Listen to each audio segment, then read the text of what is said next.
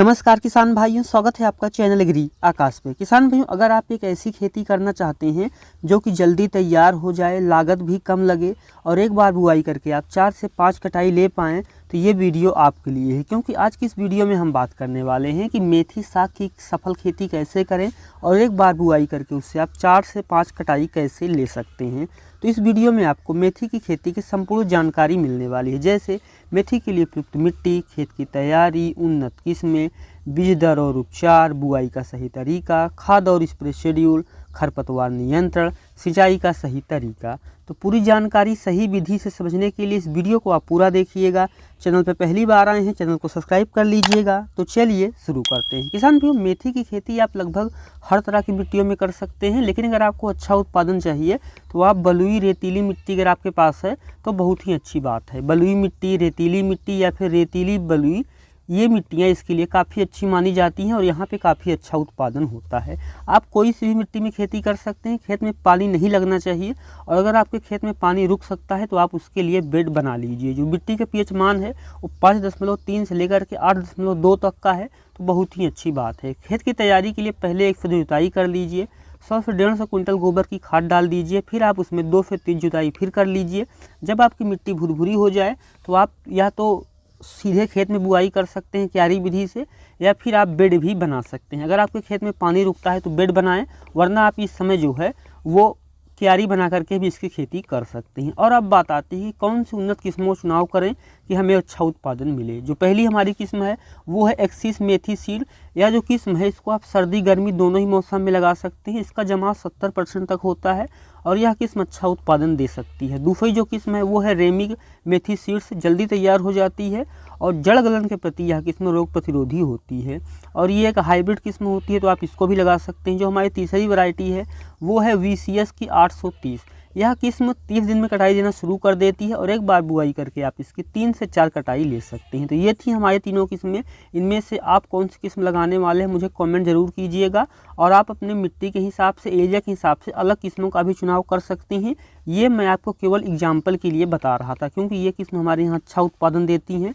ज़रूरी नहीं है कि आपके यहाँ भी किस्म अच्छा उत्पादन दे। और अब बात करते हैं कि बीज दर क्या होना चाहिए और उपचार कैसे करेंगे। देखिए, 1 एकड़ खेती के लिए आपको 12 से 14 किलो बीज की ज़रूरत होती है। बुआई से पहले आप बीज को 8 से 12 घंटे के लिए पानी में भिगो दीजिए। फिर उसके बाद किसान भाइयों, मिट्टी में कई तरह की कीट और बीमारियां होती हैं, उनसे बचने के लिए किसान भाइयों आपको अपना जो बीज है उसको उपचारित करना चाहिए। बीज उपचार के लिए किसान भाइयों आप कार्बेंडाजिम ले सकते हैं 4 ग्राम और उसमें 1 किलो बीज को उपचारित कर सकते हैं। अगर आपका बीज 14 किलो है तो आप उस हिसाब से कार्बेंडाजिम ले लीजिए या फिर ट्राइकोडर्मा, उससे बीज को उपचारित कर लीजिए। फिर उसको आप हल्का सा छाया में सुखाइए, फिर आप उसकी बुआई कीजिए। और अब बात आती है कि बुआई का सही तरीका क्या है। देखिए, अगर आप समय की बात करूं मैं, तो सर्दियों में आप नवंबर से लेकर के अक्टूबर के अंतिम सप्ताह से लेकर के पूरा नवंबर, दिसंबर, जनवरी तक आसानी से बुआई कर सकते हैं। अगर मैं बात करूं कि आप बेड पे लाइन में बुआई कर रहे हैं तो किस तरीके से करें, तो पौधे से पौधे की दूरी आप 3 से 4 सेंटीमीटर और लाइन से लाइन की दूरी आप 20 से 22 सेंटीमीटर रखिए। आमतौर पर छिड़काव विधि से ही इसकी बुआई की जाती है, तो आप छिड़काव में किसी तरीके से बुआई कर सकते हैं। ध्यान ये रखें कि बीज बहुत ज़्यादा पास ना पड़े, क्योंकि इससे पौधे का सही विकास नहीं होता है। ये होता है सही तरीका बुआई का। बाकी आप अगर बेड पे बना रहे हैं, यानी बेड पे बुआई करने जा रहे हैं, तब आप सीड ड्रिल से बुआई कर सकते हैं, हाथ से भी कर सकते हैं। लेकिन अगर आप क्यारी बना रहे हैं तो आप छिड़काव विधि से ही बुआई करें। अब बात आती है कि खाद और स्प्रे शेड्यूल क्या होगा। देखिए, बुआई के समय आपको 1 एकड़ में 100 से 125 किलो जो है वो राइजिंग लीफ फर्टिलाइजर का प्रयोग करना चाहिए। राइजिंग लीफ फर्टिलाइजर पूरी तरीके से एक ऑर्गेनिक फर्टिलाइजर है और इसका प्रयोग किसान भाइयों आप कई तरह की फसलों में कर सकते हैं। अगर मैं बात करूं कि इसमें कौन से पोषक तत्व पाए जाते हैं, तो इसमें आपको शुरुआती पोषक जैसे nitrogen, phosphorus, potassium, secondary nutrient जैसे zinc, copper, boron, manganese, calcium, magnesium, humic acid, sodium, और इसके अलावा इसमें आपको सूक्ष्म पोषक तत्व भी देखने को मिलता है। तो राइजिंग लीफ फर्टिलाइजर जो है किसान भाइयों, ये एक तरीके की ऑर्गेनिक फर्टिलाइजर है और इसका प्रयोग आप हर तरह की फसलों में हर समय कर सकते हैं। आपकी चाहे जो फसल है वो कद्दू वर्गीय है, साग वर्गीय है, सब्जी है, अनाज है, फल है, या अपने घर पे पेड़ पौधे लगाए हैं, आप हर तरह की फसलों में इसका प्रयोग कर सकते हैं। और अगर जैसे मैंने कहा कि आप मेथी में इसका प्रयोग करने जा रहे हैं, तो बेहतर होगा कि आप आखिरी जुताई के समय इसको डाल दें। और अगर आप पहली खाद के रूप में इसको डाल रहे हैं तो इसके तुरंत बाद सिंचाई कर दें, क्योंकि ये जो खाद होती है पैलेट फॉर्म में होती है, ताकि मिट्टी में आसानी से घुल जाए। अगर आपको राइजिंग लीफ फर्टिलाइज़र खरीदना है तो स्क्रीन पर दिखाई दे रहे इस नंबर पर आप कॉल कर सकते हैं, आपको पूरी जानकारी दी जाएगी और आपका जो ऑर्डर है वो भी बुक कर लिया जाएगा।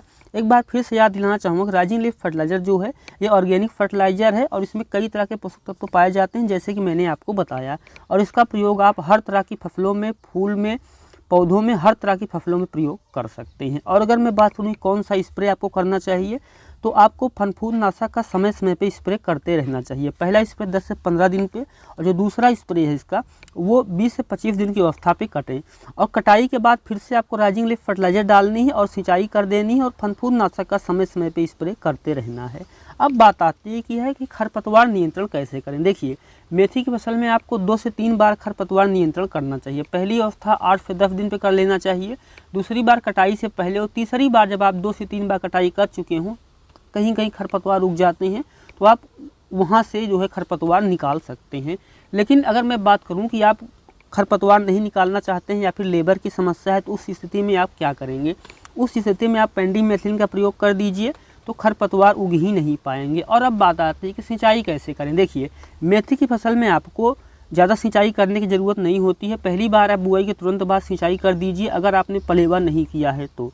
अगर आपने पलेवा किया है तो 10 से 15 दिन के अंतराल पर सिंचाई करें। खेत में पानी रुकना नहीं चाहिए, हल्की सिंचाई कीजिए, बाकी ज़्यादा सिंचाई करने की ज़रूरत नहीं होती है। जैसे ही आपकी फसल 8 से 10 दिन की होती है आप उसमें किसान भाइयों एक सिंचाई कर दीजिए और दूसरी सिंचाई में आपकी जो फसल है वो कटाई के लिए तैयार हो जाएगी। अगर आप इस तरीके से खेती करते हैं जैसे कि मैंने वीडियो में बताया हुआ है तो एक बार बुआई करके आप 4 से 5 कटाई ले सकते हैं और 1 एकड़ में किसान भाइयों आप बहुत ही आसानी से 4 से 5 बार में लगभग 170 कुंटल तक का उत्पादन ले सकते हैं। और अगर आपकी जो मेथी है वो 10 रुपये किलो भी बिक जाती है फिर भी आप यहाँ से काफ़ी अच्छा मुनाफा कमा सकते हैं। तो ये था हमारा वीडियो, कैसा लगा आपको कमेंट सेक्शन में ज़रूर लिखिएगा। चैनल पर पहली बार आए हैं चैनल को सब्सक्राइब कर लीजिएगा और राइजिंग लीफ फर्टिलाइज़र खरीदने के लिए स्क्रीन पर दिखाई दे रहे नंबर पर कॉल कीजिए और अपना ऑर्डर बुक करवाइए। वीडियो देखने के लिए आपका बहुत बहुत धन्यवाद।